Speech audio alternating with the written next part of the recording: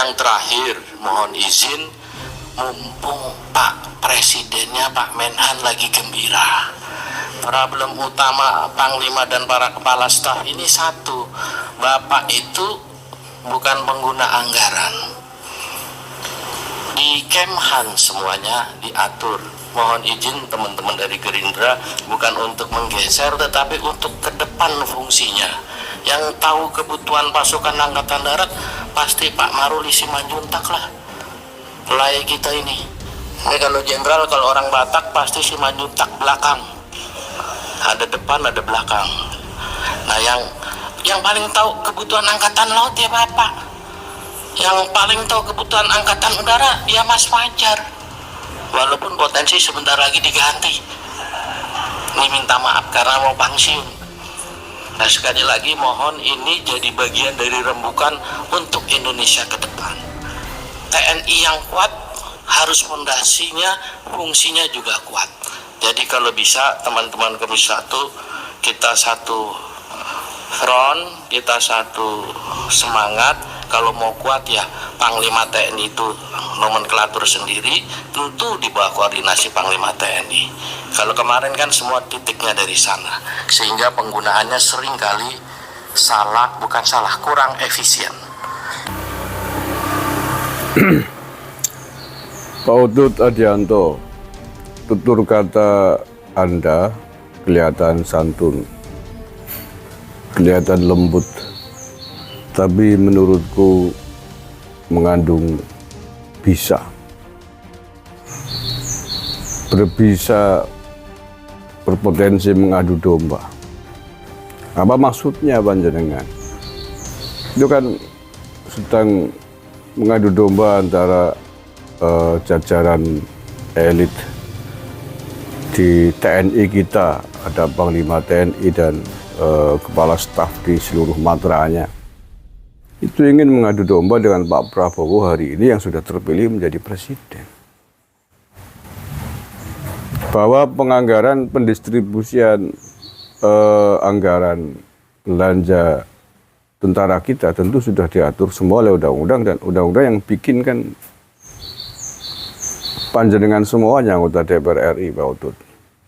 Dan saya kira tidak perlulah kemudian membenturkan antara Kemenhan yang hari ini adalah Pak Prabowo, jabatannya, dengan elit-elit TNI yang lain. Seolah-olah apa yang Pak Utut sampaikan ini seolah-olah menyimpan benci yang dalam kepada Pak Prabowo Subianto. Kenapa itu tidak sejak dulu dibahas? Kenapa hari ini? Kenapa baru kali ini ketika politisi jago Anda kalah di Pilpres oleh Pak Prabowo?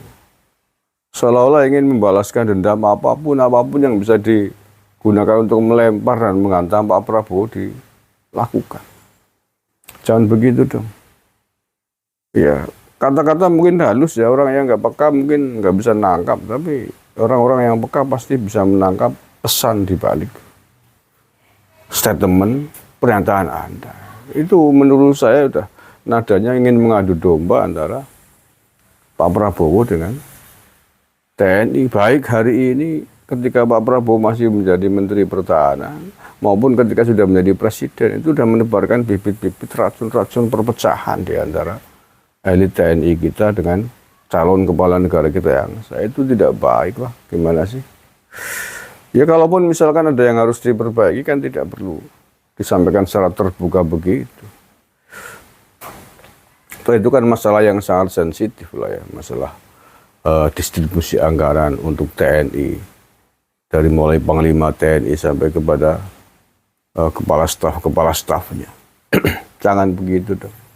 Jangan ajari anak-anak bangsa bertikai. Jangan ajari anak-anak bangsa saling pecah belah, saling tabrakan antara satu yang lain, apalagi melibatkan aparat TNI kita yang merupakan garda terdepan, garda utama, penjaga keamanan bangsa dan negara. Coba dong berpikir efek buruknya Pak Utut ya. Iya, itu Pak Utut menyampaikan itu kemarin ketika rapat dengar pendapat antara Komisi 1 DPR RI dengan jajaran elit TNI, termasuk Panglima TNI di situ ada. Sebelumnya dia juga mengatakan, mewarning Panglima TNI terkait potensi kerusuhan yang bisa terjadi pasca Pilpres di gedung KPU dan Bawaslu dengan berkaca peristiwa 5 tahun yang lalu pasca Pilpres 2019. Yang menurut saya bermakna ganda, bukan hanya persoalan TNI untuk mengantisipasi, tapi adalah semacam warning, semacam ancaman. Karena hari ini yang demo-demo kan ya tidak lain adalah kubunya dia sendiri, kubunya 03 dan 01 yang kalah. Kalau memang betul-betul ingin mencegah, sebagaimana saya sudah sampaikan di video sebelum ini, ya ada sampaikan dong, mumpung disorting. Sampaikan, serukan kepada seluruh pengikut 03, kepada seluruh simpatisan pemilih PDIP, nggak usah ikut-ikutan demo, nggak usah ikut-ikutan unjuk rasa. Itu real, jangan paling disampaikan ke TNI. Kita punya pengalaman pahit di tanggal 21-22 Mei 2019.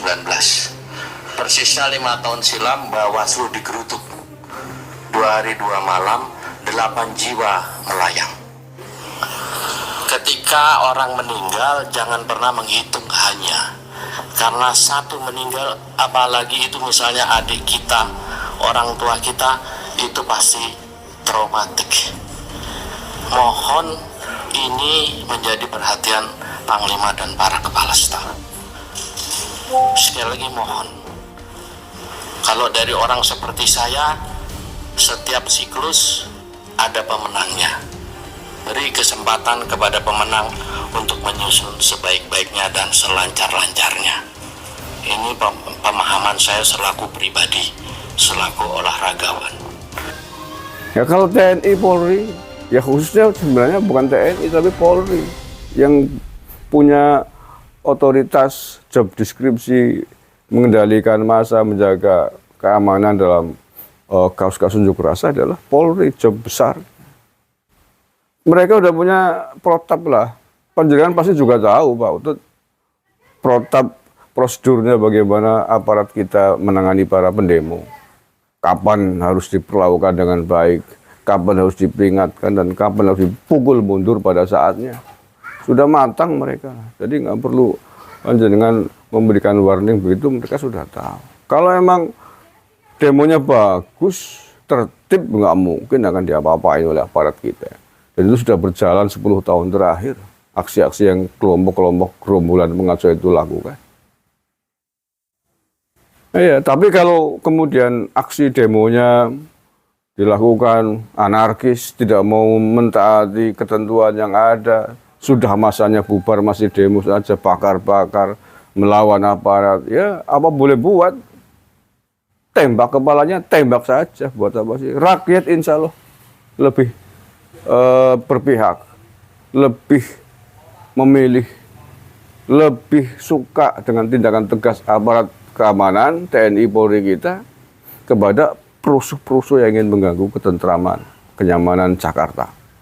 Saya pastikan itu rakyat mendukung TNI Polri kita bersikap tegas terhadap para pelaku anarkisme. Dalam kesempatan apapun, apalagi dalam konteks pasca Pilpres begini. Kalau mereka semaunya sendiri, nggak mau diatur, nggak apa-apa, boleh buatlah. Silakan Pak TNI Polri, tembak kepalanya nggak apa-apa. Kalau memang layak pada tempatnya, sudah seharusnya untuk dilumpuhkan.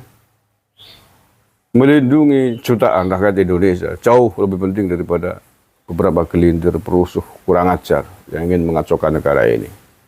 Terima kasih. Assalamualaikum warahmatullahi wabarakatuh.